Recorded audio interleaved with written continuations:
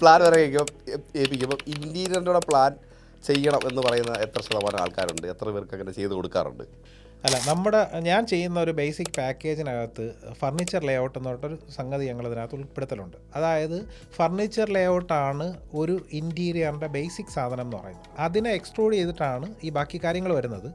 അപ്പോൾ അതിനകത്ത് ഇപ്പോൾ ഒരു ബെഡ്റൂമിൻ്റെ ഒരു കാര്യം പറയുവാണെങ്കിൽ ഒരു 12, 13 അല്ലെങ്കിൽ 12, 15 വരുന്ന ഒരു ബെഡ്റൂം ആ ഒരു സൈസ് ആണെങ്കിൽ നമുക്കിതിനകത്തൊരു കിങ് സൈസ് ബെഡാണ് നോർമലി ഇതിനകത്ത് വരുന്ന ഒരു സാധനമാണ് പറയുന്നത്. ഒരു കിങ് സൈസ് ബെഡ് വന്നു, 2 സൈഡ് ടേബിൾ വന്നു, അതിനകത്തേക്കൊരു 3 ഡോറോ 4 ഡോറോ വാർഡ്രോബ് വരും. ഈ ഫർണിച്ചർ ലേഔട്ടിനോടൊപ്പം തന്നെ ഇൻറ്റീരിയറിൽ ശ്രദ്ധിക്കേണ്ട ഒരു കാര്യമാണ് നമ്മുടെ ജോയിനറി ഡീറ്റെയിലിൽ വരുന്ന കൃത്യമായിട്ടുള്ള വിൻഡോസ് ഡോസിൻ്റെ ആ ഒരു കറക്റ്റായിട്ടുള്ള പൊസിഷൻ എന്ന് പറയുന്നത്. ഇനി അതോടൊപ്പം ചേർത്ത് വെക്കേണ്ട ഒരു സാധനമാണ് നമ്മുടെ പിന്നെ കേർട്ടൺ ചെയ്യുന്ന സമയത്ത് ആ ഒരു പെൽവെറ്റ് കാര്യങ്ങളൊക്കെ കൊടുക്കണം. അതുപോലെ തന്നെ പിന്നെ നമുക്ക് അതിൻ്റെ ഇലക്ട്രിക്കലിലേക്ക് വരുമ്പോഴത്തേക്ക് നമുക്ക് വാർഡ്രോബ് വിട്ടിട്ട് വേണം ജിപ്സം സീലിംഗ് ഉണ്ടെങ്കിൽ ഈ കാര്യങ്ങളൊക്കെ ചെയ്യാൻ. അപ്പോൾ ഇതിനൊക്കെ ബേസ് ചെയ്തിട്ടാണ് നമ്മളൊരു ഫർണിച്ചർ ലേഔട്ട് തയ്യാറാക്കുന്നത്.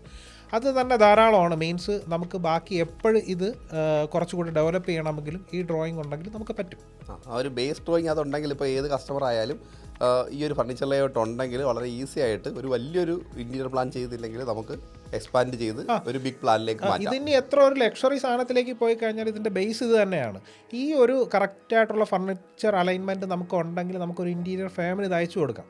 ഞങ്ങളുടെ റൂം അല്ലെങ്കിൽ ഈ സ്പേസ് ഇങ്ങനെയാണ്, ഇതിനകത്ത് ഇന്ന കാര്യങ്ങളൊക്കെയാണ് വരുന്നത്. അപ്പോൾ അവർ ജസ്റ്റ് നമ്മുടെ ഡ്രോയിങ് വെച്ചിട്ട് അവർക്ക് കൃത്യമായിട്ട് ഇതിനകത്ത് ഇത്ര മീറ്ററിൻ്റെ വാർഡ്രോബാണ് നിൽക്കുക. ഹൈറ്റൊക്കെ നമുക്ക് പിന്നെ ഈ പറഞ്ഞ കണക്ക് ഡിപ്പെൻഡബിൾ ആണ്. അപ്പോൾ നമുക്ക് ജിപ്സം സീലിംഗ് ചെയ്യുകയാണെങ്കിൽ 3 മീറ്റർ ആണെങ്കിൽ ഒരു 2.8 ആയിരിക്കും ഉണ്ടാവുക.